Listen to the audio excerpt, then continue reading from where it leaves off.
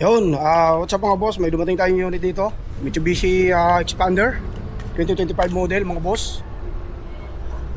23,000 original mileage. Napakaganda pa nito mga boss, parang bumili ng brand new sa kasa. Ayan yung kanyang harap. Meron na siyang kunting, ito lang ang pinaka-issue niya mga boss, kunting-kunti lang yan, pero kaya pa yata sa mapping yan. Pero sa lahat, napakasariwa niyan mga bossing ko.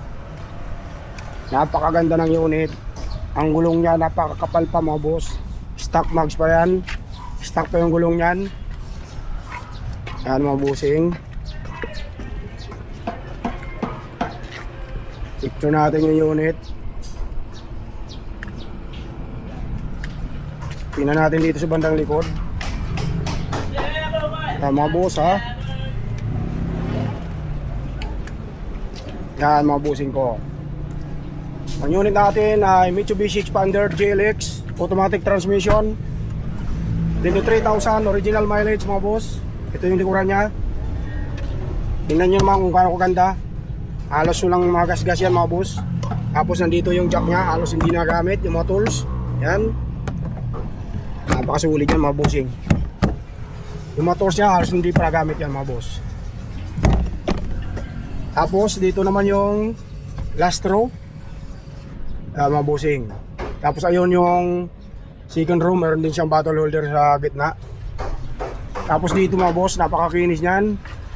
At konting gas-gas wala yan mga boss. Tapos dito naman pintuan, sariwang-sariwa mga boss, walang gas-gas, amoy kasa. Napakalinis. Napakalinis mga boss, nangupuan dito sa second row. Ang ceiling niyan napakalinis. Dito napakalinis yan mga boss.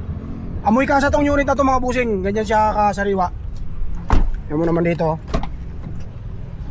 Pintuan mga boss, ganun pa rin, napakasariwa. Steering wheel, napakasariwa niya mga bossing. Tapos yung dashboard niya, walang gas-gas yan kahit konti mga bossing. Kung napakasilan mo masyado mga boss sa sasakyan, bagay na bagay sa iyo tong unit na to. Dito, napakalinis niyan mga boss. Ayan, brand new talaga. Ayan mga bossing ko.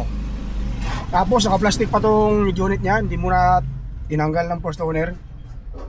Tapos tingnan mo naman yung sa passenger. Napakalinis niyan mga bossing ko. Ang loob, napakabango, amoy kasa.